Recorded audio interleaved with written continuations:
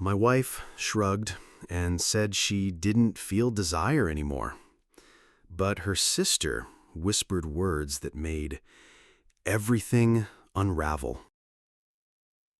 Looking back, the unraveling didn't happen overnight. It crept in slowly, like a draft through a window you can't quite find. At first, it was subtle. Fewer kisses that lingered, fewer touches that carried weight. A quiet shift in the way she held herself when we crawled into bed at night. We'd always had a healthy rhythm between us. Not the kind of passion that burns so hot it fizzles fast, but steady, reliable warmth, the kind that makes a marriage feel alive. And then, somewhere along the way, that warmth cooled. At first, I thought it was stress. Work had her stretched thin, deadlines stacked on deadlines. Some nights, she came home exhausted, collapsed into bed before I'd even brush my teeth. I told myself it was temporary, that once her plate cleared, things would fall back into place.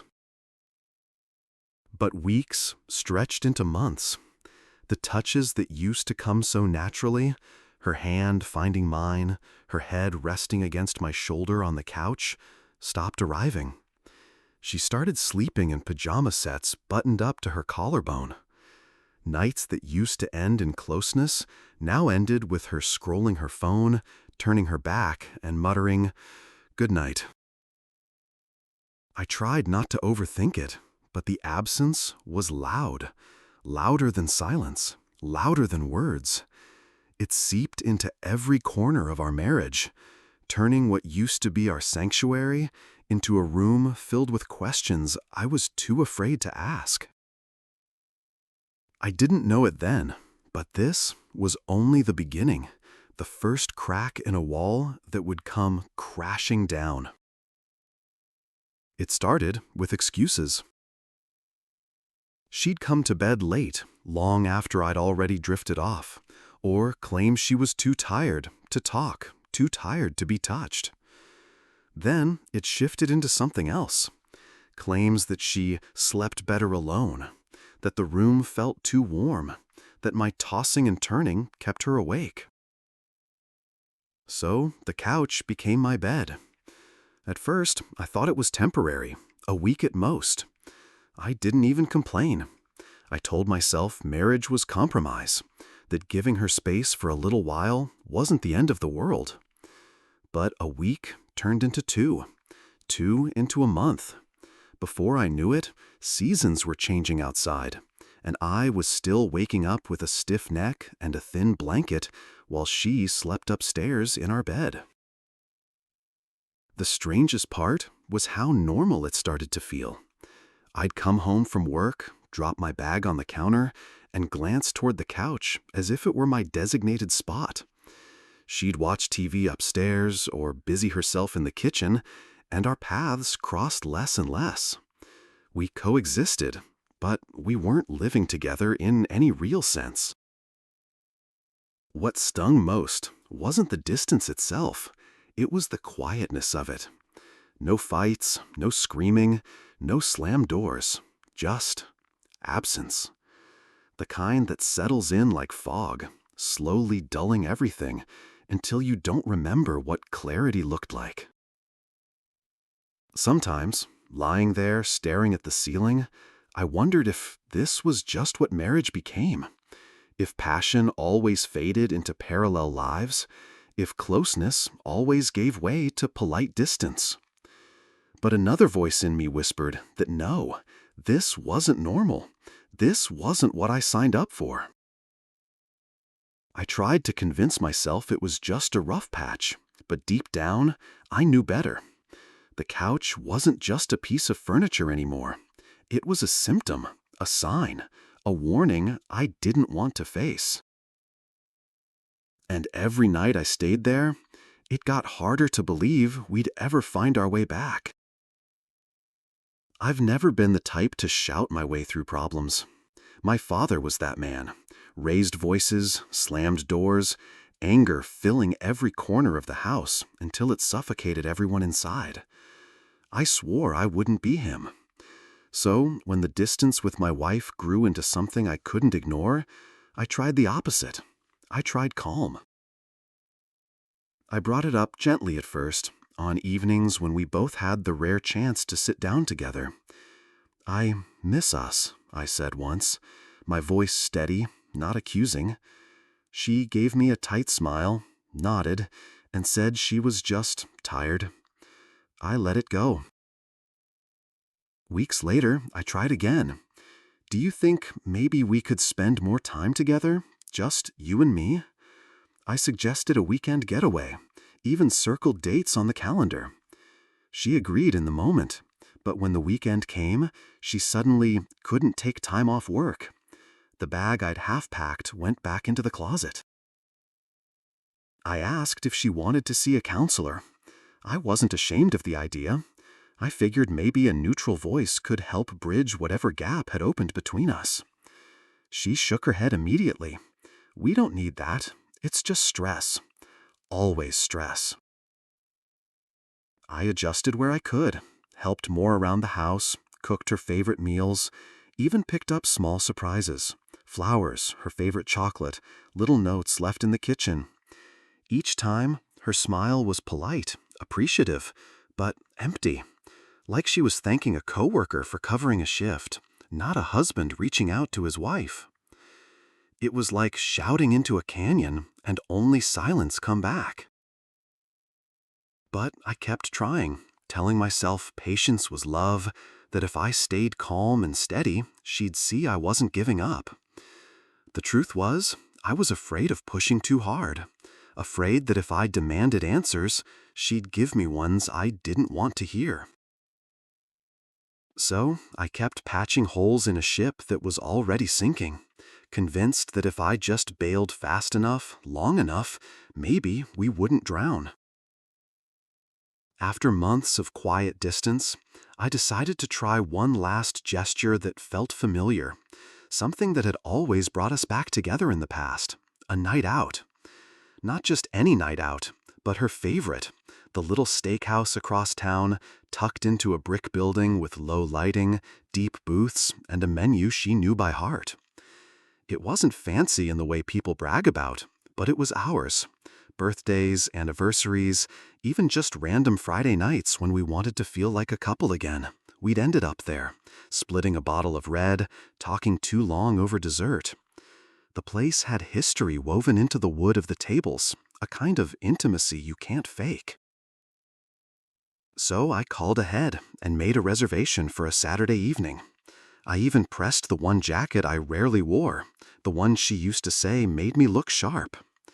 She came downstairs in a simple dress, beautiful of course, but her expression was unreadable.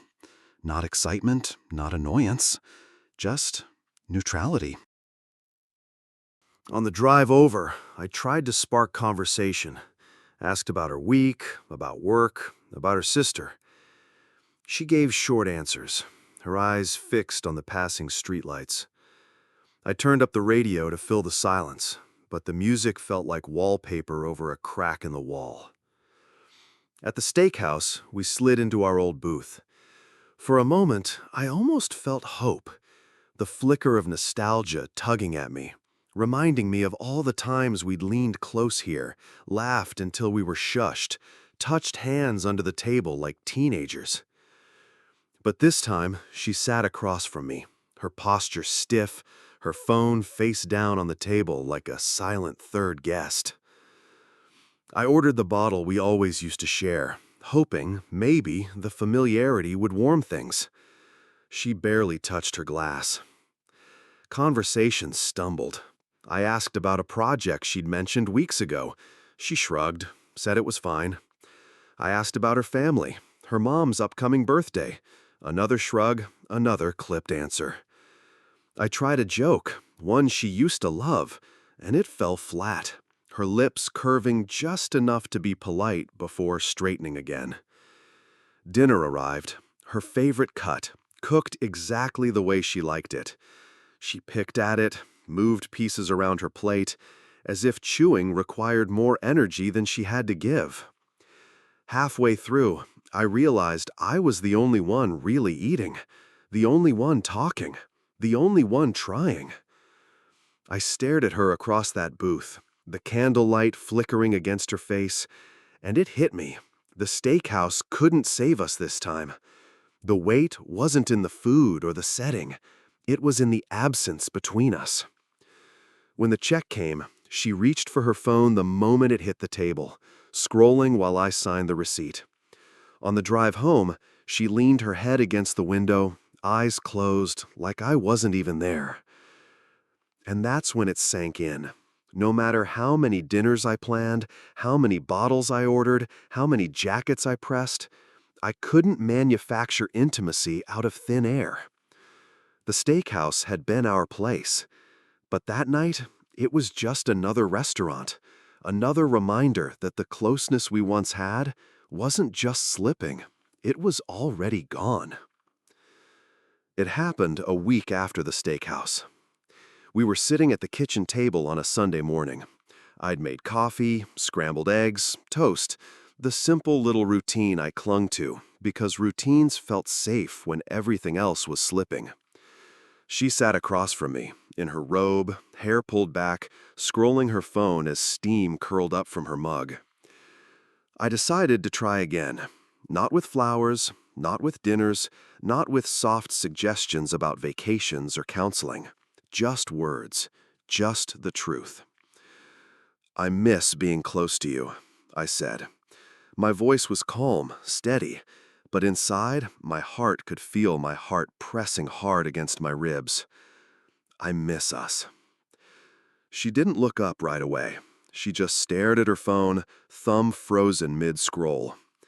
Finally, she set it down and sighed, like I'd asked her for a chore she didn't want to do. Then she looked at me, straight at me, and said the words that would carve themselves into my memory forever. "I don't get horny anymore."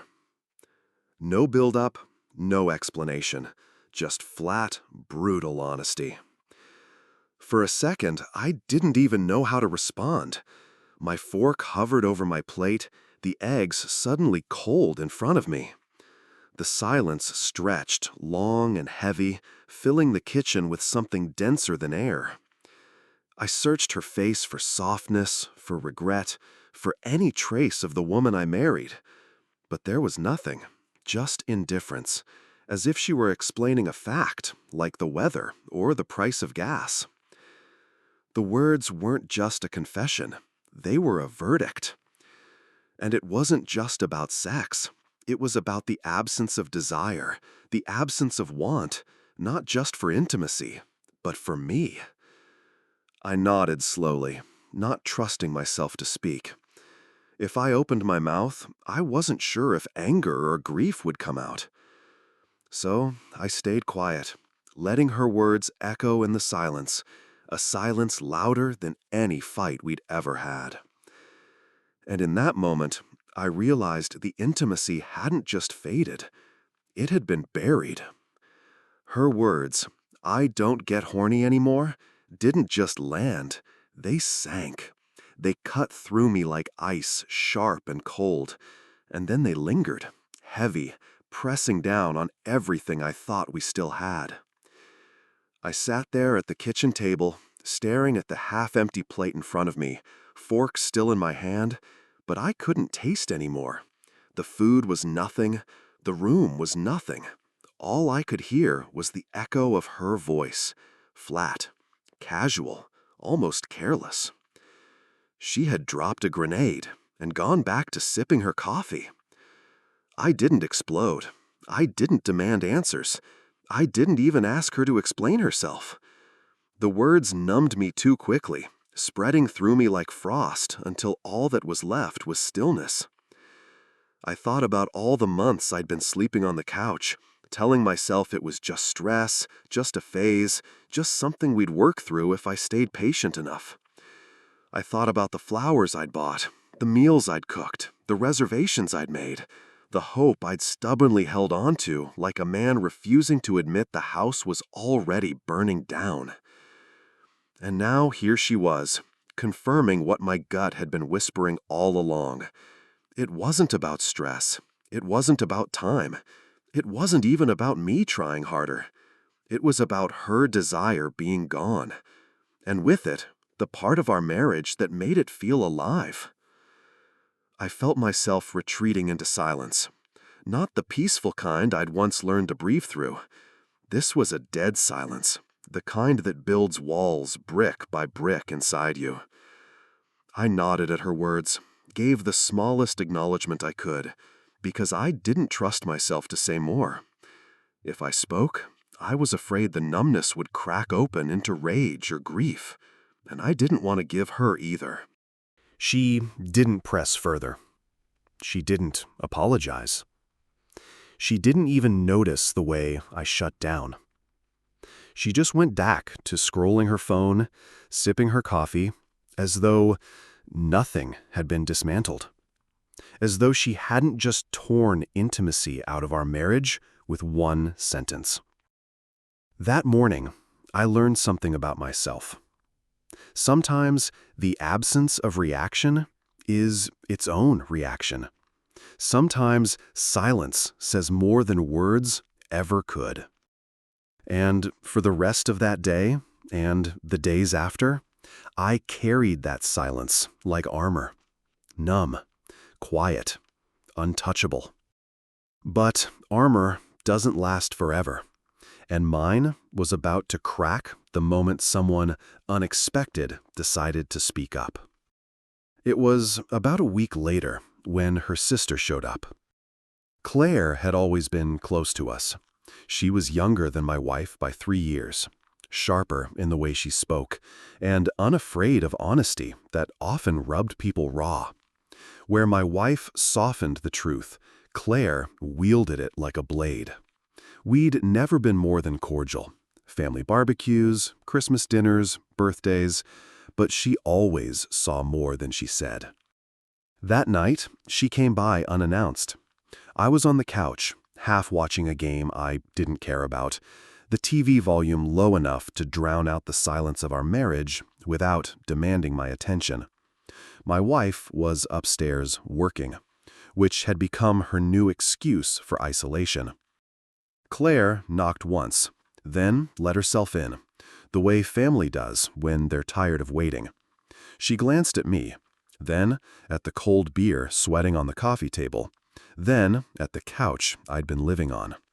Her eyes narrowed, like puzzle pieces were falling into place. "Where is she?" she asked. "Upstairs," I said, my voice flat. Claire studied me for a long moment before walking to the kitchen. She returned with a glass of water, sat across from me, and lowered her voice. "She told me something. About you. About intimacy." My chest tightened instantly. I didn't want to hear it, didn't want to revisit those words from the kitchen table. But Claire leaned forward, her voice steady, unflinching. She said she doesn't get horny anymore. The numbness inside me cracked just a little. Hearing it echoed, repeated by someone else, stripped of the thin privacy we'd had, it stung worse than when my wife had said it herself. I opened my mouth to reply, but Claire didn't let me. She shook her head, her expression hardening. "That's a lie." The room tilted. I stared at her, waiting for her to explain, because I didn't understand. She must have seen the confusion in my face, because she went on, her words cutting through the air like glass shattering. "She told you that because it's easier than admitting the truth. She gets horny, just not with you." The sentence hit like a freight train. I sat there, frozen, the weight of her words pressing into me, heavier than anything my wife had said herself. Claire didn't look away, didn't soften it. I've seen it. The way she talks about other men, the way she flirts when she thinks nobody's paying attention. She's not broken, Mark. She's dishonest. The air in the living room felt suffocating, each breath harder than the last. My wife's brutal honesty had been bad enough, but her sister's revelation that it wasn't honesty at all, but a cover for betrayal, was something else entirely. And in that moment, I realized the numb silence I'd been clinging to wasn't protection. It was denial. Because denial is easier than facing the fact that the person you built your life around doesn't want you anymore, but still wants someone. Claire's words didn't just cut, they detonated, and nothing would ever be the same after that. Claire's words detonated inside me, but the real explosion came when my wife realized her sister had spoken. It started that night. I went upstairs after Claire left, still reeling, the words echoing in my skull. She gets horny, just not with you.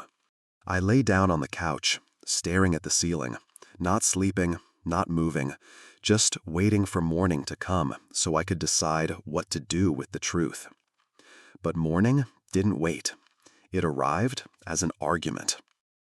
I woke to the sound of footsteps pounding down the stairs, sharp voices cutting through the house. My wife and Claire. "You had no right to tell him that," my wife hissed, voice low but venomous. "He had every right to know," Claire snapped back. "I'm not going to sit here and watch you destroy him with lies." I sat up slowly, my heart pounding. Neither of them had noticed me yet. "You don't understand," my wife said, desperation creeping in. "This is my marriage. You can't just—" "Marriage?" Claire's laugh was bitter, harsh. "You checked out months ago. Don't you dare call it a marriage when you've been stringing him along, making excuses, lying to his face." They both froze when they saw me standing in the doorway. The silence was crushing. My wife's face flushed red, her mouth opening and closing, like she couldn't decide which excuse to reach for. Claire, on the other hand, didn't look away. She folded her arms and nodded toward me, like she was passing the torch. "Tell him the truth," Claire said flatly. The air was thick with tension, so heavy it felt like the walls themselves were listening. My wife shook her head, tears starting to form, her voice cracking. "It's not like that." But it was. Claire had said enough. The cover story was gone. The excuses shattered. And my wife knew it. The chaos wasn't in the shouting. It wasn't in the tears. It was in the way the foundation of everything I thought I knew buckled under me all at once. One sister had spoken the truth. The other couldn't contain the lie anymore. And I was standing in the middle, watching my marriage collapse, not with one dramatic fight, but with the slow, unstoppable unraveling of secrets. That morning, I didn't yell. I didn't accuse. I didn't even demand answers. Because sometimes the greatest chaos isn't what's happening around you. It's what's happening inside you when the last shred of denial finally burns away. And as I stood there between them, I knew there was no going back. The moment Claire left, the panic began. My wife's face went pale, her hands trembling as she reached for me, as if grabbing my arm could tether me to her side. But I pulled back, and that only seemed to fuel her desperation. "Mark, please, don't listen to her. She doesn't know what she's talking about. She twists things. She always has." Her voice came out too fast, too sharp, like she was racing against time itself. I just stood there, arms crossed, watching her unravel. For months, she had been ice, cold and distant, brushing off every attempt I made to close the gap. Now, suddenly, she was fire, frantic, burning, begging me to look at her, to believe her. But panic is its own kind of confession.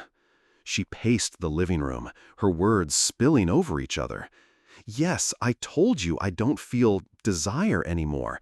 That's true. But Claire, she's lying. She's jealous. She wants to ruin what we have. She always hated that I got married first, that you picked me instead of—" Her voice broke off, as if she'd said too much. She covered her mouth, tears spilling down her cheeks. I stared at her. The excuses sounded hollow, desperate. Every attempt to shift blame only made her look smaller, weaker. The more she tried to paint herself as the victim, the more I saw the truth. Claire hadn't been trying to sabotage anything. She'd simply ripped the curtain back on what my wife had been too afraid or too selfish to admit. My wife dropped to the couch, burying her face in her hands. "Mark, I don't want to lose you. Please, I can fix this. We can fix this. Don't let her ruin us." But the irony was, there was nothing left for Claire to ruin. The ruin had already happened. The panic in my wife's voice wasn't about love or remorse or even me. It was about losing control of the story she'd carefully built. For the first time in months, I felt a strange sense of clarity. Her panic wasn't proof of love. It was proof of guilt. And standing there, I realized the more she scrambled to pull me back in, the further I was already walking away in my mind. I'd spent months biting my tongue, holding back my frustration, convincing myself that patience and calm were the right approach. But that morning, watching her sob and stumble over excuses, something inside me snapped. Not in anger, but in resolve. I sat across from her, my voice steady, sharper than I'd ever let it be with her before. "Stop lying." Her head jerked up, eyes wide. "I'm not." "Yes, you are." I leaned forward, elbows on my knees, locking my gaze on hers. "You told me you don't get horny, that it's gone. But Claire was right. You do. Just not with me. Isn't that the truth?" She froze. The air between us was thick enough to choke on. Her lips parted, but nothing came out. And in that silence, I had my answer. She didn't need to say the words. Her eyes said them for her. The dam broke after that. She tried everything: tears, denials, shifting blame, even anger. She accused me of listening to her sister over my own wife. She swore she'd been confused, that she didn't mean it like that. She pleaded that we could start over, begged me to forget what I'd heard. But there was no going back. Not after the couch months, not after the steakhouse disappointment, not after her brutal honesty at the kitchen table, and especially not after Claire shattered the last veil of denial. For the first time, I told her exactly what I felt, that I was done begging for scraps of affection, that I wouldn't spend the rest of my life sleeping on couches and making excuses for a woman who no longer wanted me, that if her passion had simply died, I might have mourned it with her, but it hadn't died. It had just moved somewhere else. Her sobs turned hollow when she realized I meant every word. She reached for me, but I didn't move. She swore she could change, but I'd stopped listening. The truth wasn't something she could unsay. That confrontation was the clean break, the moment we both stopped pretending. And while her tears filled the room, I felt something unexpected: relief. Not joy, not satisfaction, just the release of a weight I'd been carrying for far too long. When the tears slowed and the shouting quieted, what remained between us was nothing but ruin. Not the kind that sneaks up on you quietly, but the kind that leaves everything in plain sight, stripped bare, so you can't deny what's broken anymore. I remember sitting there, staring at her, realizing I had spent so much of myself trying to hold together something she had already let go of. I had fought with patience, with hope, with small gestures and silent nights on the couch. I had carried the weight alone, telling myself it was strength, when really it was fear. But fear isn't love, and love without desire is just a contract signed in ink that eventually fades. So, I chose myself. I told her I wanted out. The words came easier than I thought they would, rolling off my tongue with a calm finality. I can't do this anymore, I said. Not like this. Not with you. She stared at me, mascara streaked, lips trembling. You don't mean that. But I did. For the first time in months, maybe years, I knew exactly what I meant.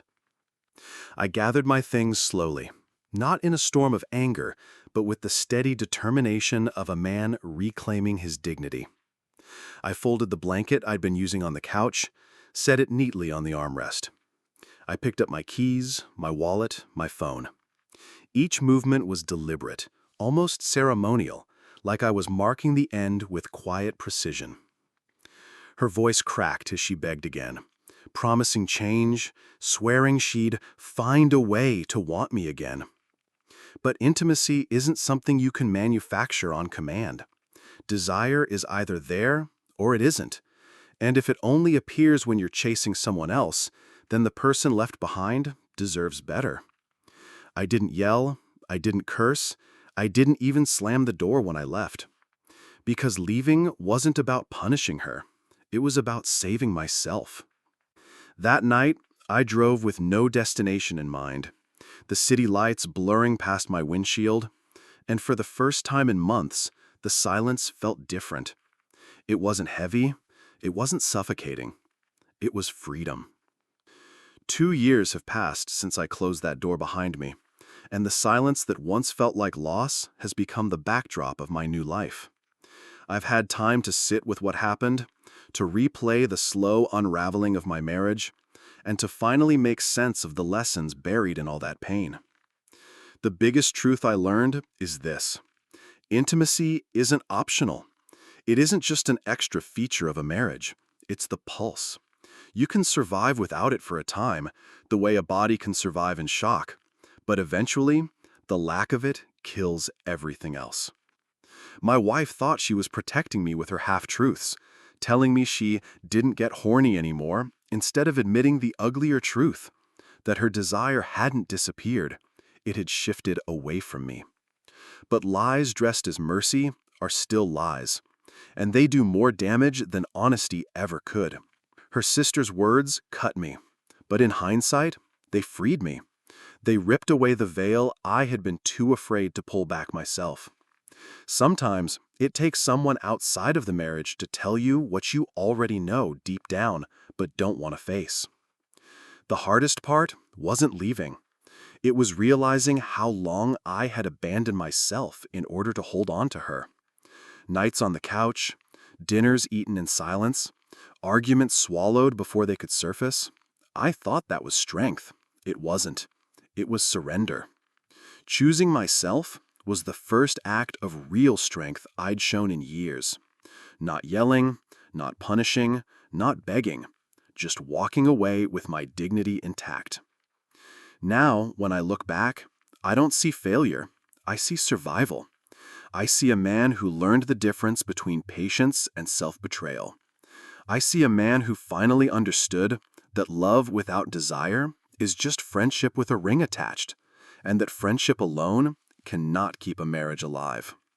If there's one lesson I'd give to anyone who finds themselves where I was, it's this: don't ignore the silence. Don't sleep on couches for months hoping the house will fix itself. Don't let someone convince you that your need for closeness makes you weak, because it doesn't. It makes you human. And dignity, the choice to walk away when you're no longer wanted, is the most human thing you can claim for yourself.